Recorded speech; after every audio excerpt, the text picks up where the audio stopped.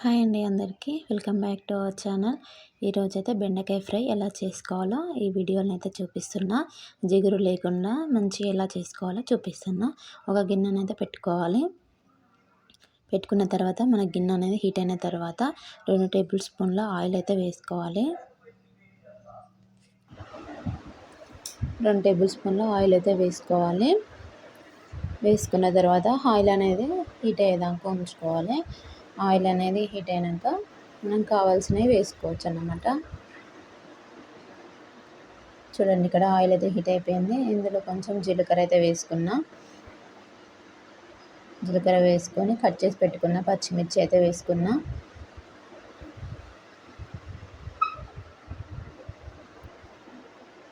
పచ్చిమిర్చి అనేది మంచిగా ఫ్రై కావాలి బెండకాయకి, అలా అయితే బాగుంటుంది. ఇందులో కట్ చేసి పెట్టుకున్న ఆనియన్స్ కూడా ఉన్నాయి కదా, వీటిని కూడా వేసుకున్నా.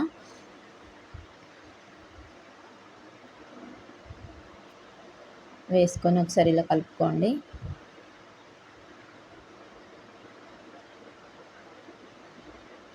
కలుపుకున్న తర్వాత ఇది అనేది అయితే ఉల్లాక అన్నమాట, మన ఉల్లిగడ్డలకి వస్తుంది కదా అలా అన్నమాట.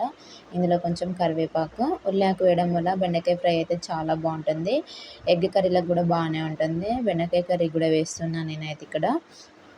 కొంచెం కరివేపాకు వేసుకున్నాం కదా, కట్ చేసి పెట్టుకున్న ఉల్లాకు కూడా వేసుకున్నా. చాలా బాగుంటుంది ఇలా వేస్తే. ఒకసారి అయితే కలుపుకోవాలి, మంచిగా ఫ్రై చేసుకోవాలన్నమాట. వీటిని పచ్చి పచ్చిగా ఉండకూడదు.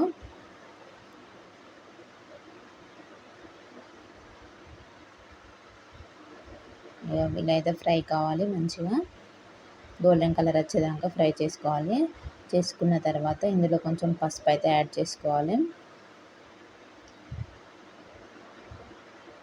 పసుపు యాడ్ చేసుకున్నాం కదా, ఇందులో కొంచెం అల్లం వెల్లుల్లి పేస్ట్ కూడా వేసుకుందాం. కొంచెం అల్లం వెల్లుల్లి పేస్ట్ వేసుకొని ఒక 2 మినిట్స్ అలా ఫ్రై చేసుకోండి. పచ్చివాసన అనేది రాకుండా ఉంటుంది అల్లం అనేది. ఓకేనా, ఇలా చేసుకున్న తర్వాత మనం కట్ చేసి పెట్టుకున్న బెండకాయ ముక్కలు అయితే ఇలా ఉన్నాయి. ఇవి ఏం చేయాలంటే ఫస్ట్ అయితే ఆరబెట్టుకోవాలి. ఆరబెట్టుకున్న తర్వాత ఇలా కట్ చేసి పెట్టుకుంటే మనకు జిగురు జిగురు అనేది ఉండదన్నమాట. పచ్చి మీద కట్ చేస్తే మనకు జిగురు జిగురు ఉంటుంది బెండకాయ ఫ్రై అనేది. సో ఈ విధంగా ఆరబెట్టుకొని కట్ చేసుకొని పెట్టుకోండి, బాగుంటుంది. ఇలా వేసుకొని ఇలా కలుపుకోవాలి ఒకసారి.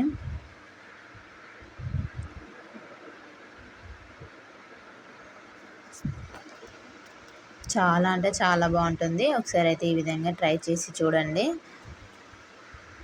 ఇందులో కొంచెం సాల్ట్ అయితే వేసుకున్నా.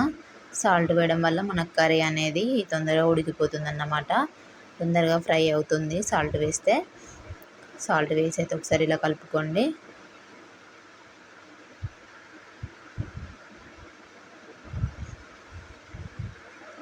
ఒకసారి ఇలా మూత పెట్టుకున్న తర్వాత ఒక 5 మినిట్స్ అలా చూసి స్లిమ్లోనే ఉంచుకొని ఈ విధంగానైతే ఒకసారి ఇలా కలుపుకోండి.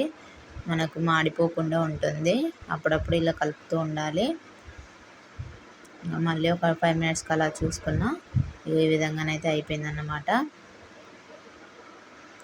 కర్రీ అనేది చాలా బాగుంటుంది. ఈ విధంగా ఒకసారి ట్రై చేయండి.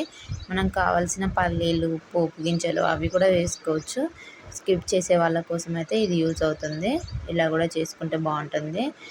ఇలా ఫ్రై అయితే అయిపోయిందన్నమాట. ఇక మనం ఫైనల్లీ కొత్తిమీర అయితే యాడ్ చేస్తున్నా. కొత్తిమీర యాడ్ చేయడం వల్ల బెండకాయ ఫ్రై ఎందుకు చాలా బాగుంటుందండి. నేనైతే ప్రతిసారి బెండకాయ ఫ్రైలను అయితే కొత్తిమీర అనేది అస్సలు మిస్ చేయ. కొత్తిమీర బాగుంటుంది. ఇలా వేసుకొని ఒకసారి కలుపుకోండి. ఇందులో కొంచెం కారం కూడా యాడ్ చేసుకోండి. మనం పచ్చిమిర్చి వేసుకున్నాం కదా, కొంచెం కారం వేసుకుంటే బాగుంటుంది. ఒక స్పూన్ అలా కారం వేసుకొని ఈ విధంగానైతే కలుపుకోండి. చాలా అంటే చాలా బాగుంటుంది కర్రీ. ఓకేనా ఫ్రెండ్స్, ప్లీజ్ సబ్స్క్రైబ్. వీడియో నచ్చితే ప్లీజ్ ఒక లైక్ అయితే కొట్టండి ఫ్రెండ్స్.